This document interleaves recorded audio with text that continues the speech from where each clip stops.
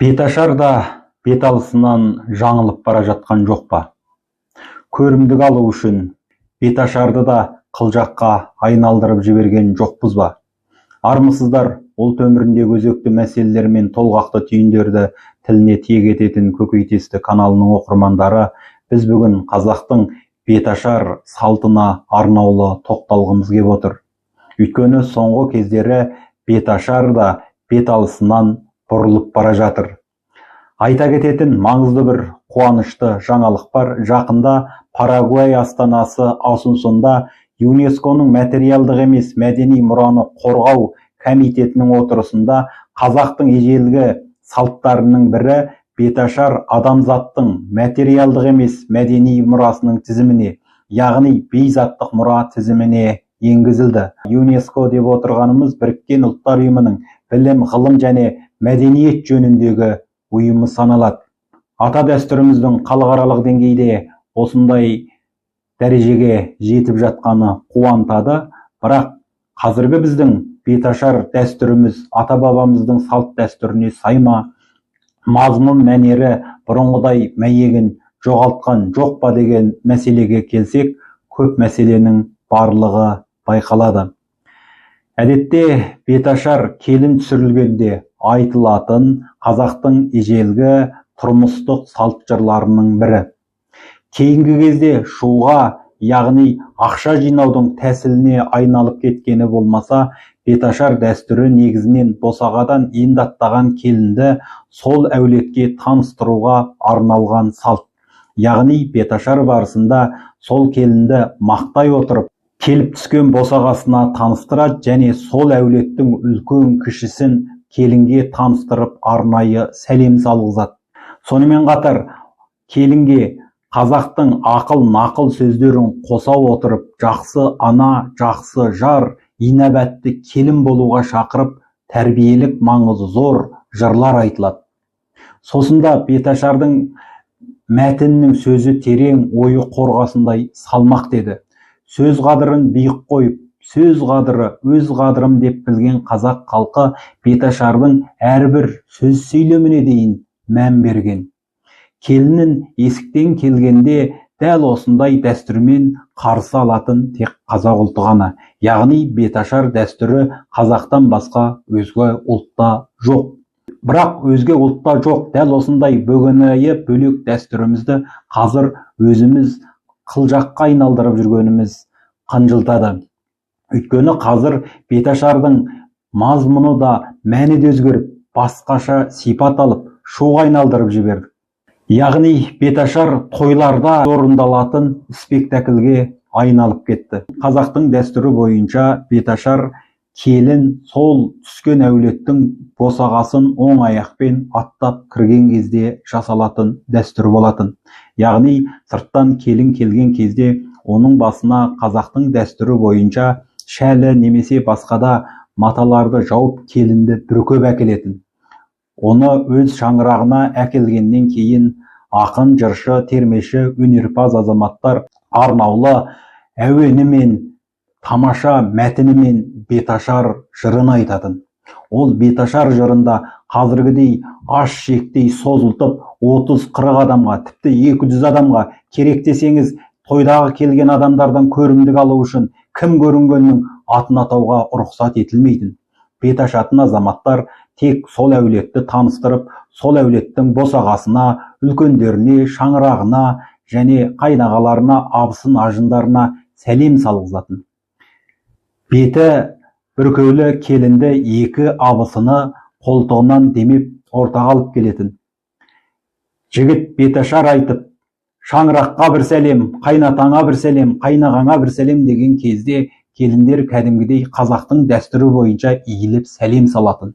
Сол кезде төрде отырған ақсақалдар бақытты бол айналайын, көп жас айналайын, өркенің өссін айналайын, қысырақ салып жылқатадым сәлеміңе деген сияқты ықыласты баталарын айтатын. Ал қазір бұл дәстүр мүлде өзгерді. Қайнатасына аталып сәлем салып жатса, қайнатасы мына жақтан қалтасын тырмалап 5-10 мың теңгесін әкеп алда тұрған табаққа тастап жатады, немесе асабаның қалтасына нығарлап жатады. Бұл жерде беташардың нақты мағынасы тек қана елден көрімдік алу емес.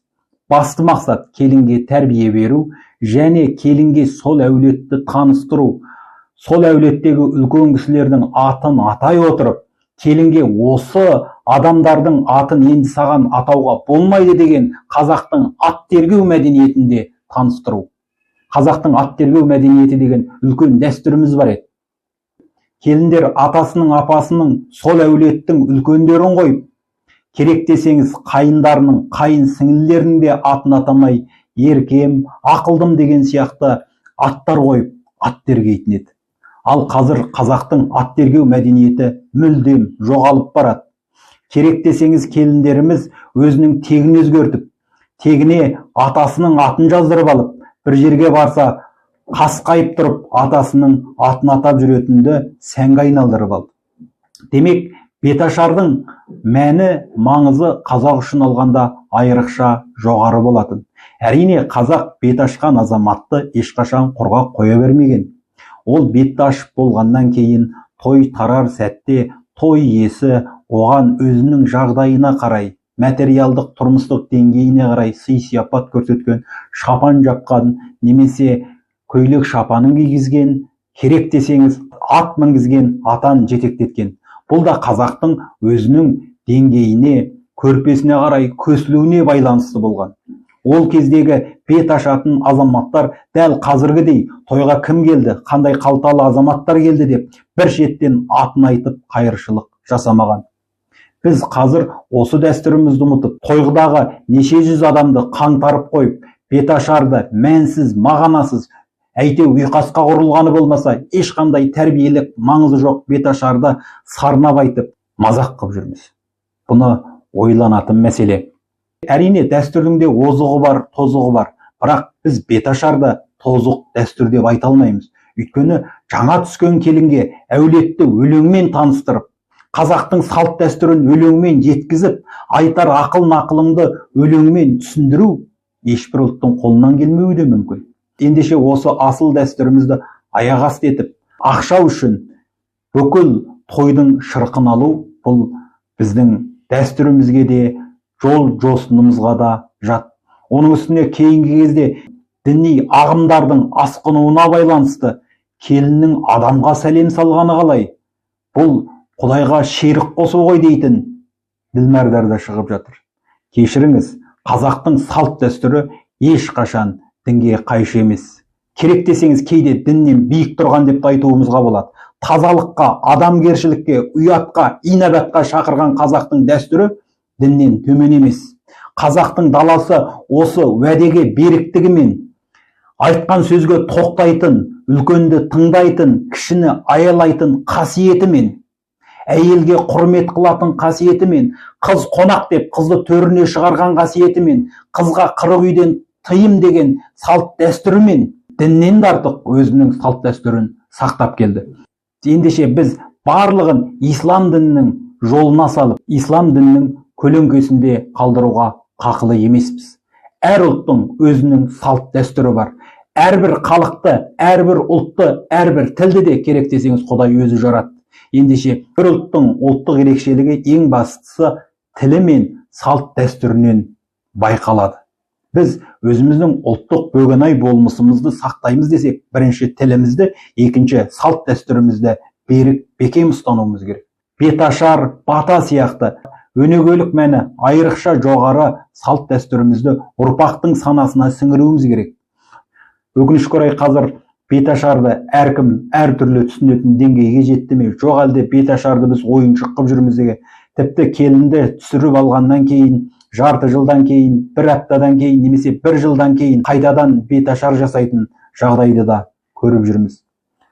Әрине, біз білгенде қазақтың даласы кең ғой, әр жерде салт әртүрлі болуы мүмкін. Дегенмен қазақ салтының ұзын ырғасынан қарағанда беташар жасалу үшін ең алдымен қыздың әке шешесінен рұқсат сұрайтын, әсіресе анасынан.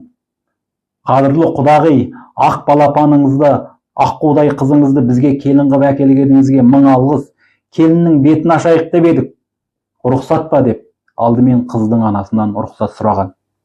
Қазір кейбір өңірлерде біз беташар жасаймыз деп қыздың әке-шешесін ресторанның сыртына шығарып жіберіп, өздері той тойлап отыратын дәстүрді де көріп жатырмыз. Қазақ құдасын құдайдай сыйлаған халық. Ең үлкен төрінің басында құдасы отырған қазақтың.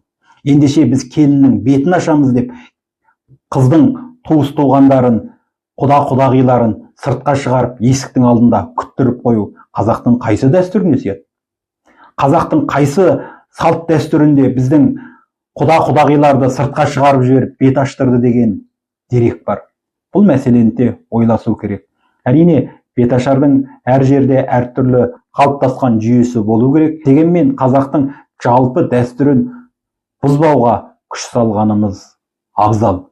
Беташарды әдетте қолына қамшы ұстап, немесе домбыра ұстап тұрып ашатын дәстүрі бар. Домбыраның сабына немесе қамшының сабына қызылды жасылды маталарды байлап, беташар жыры айтылған кезде осыны бұлғап тұратын. Әрине, бұл арада қамшыны ұстап тұрудың да өзіндік мәні бар. Өйткені қазақ қамшыда қасиет бар, әсіресе сарала қамшыда кие бар деп санайды. Сосында жаңа түскен келіннің жолы ашық болсын, пәле қаза қашық болсын деп сарала қамшы ұстаған болуы да мүмкін.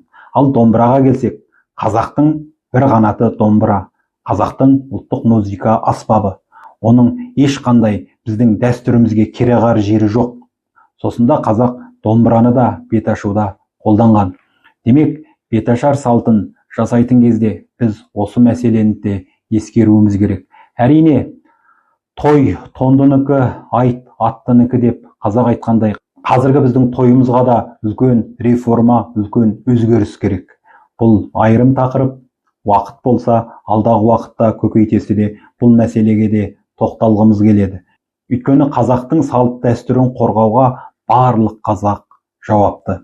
Ықыластарыңызға рахмет. Келесі кездескенше сау саламат болыңыздар. Еліміз аман, жұртымыз тыныш болсын, тіліміздің тұғыры биік, салт дәстүріміз бекем болсын. Сау болыңыздар.